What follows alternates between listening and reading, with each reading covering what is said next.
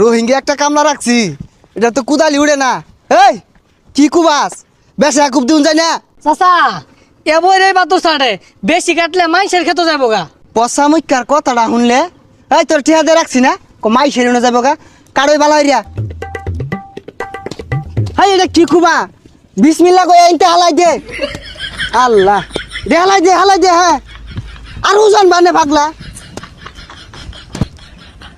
আল্লাহ দে দে দে, আল্লাহ রহমত। মাইসের খেত যা করে নিতা শুন গিয়া পাপ ধইব। আরে তোস বিগন্তাছি সব হইতাছে, তুই মাইসের খেত নিতাছিস, পাপ হইতাছে।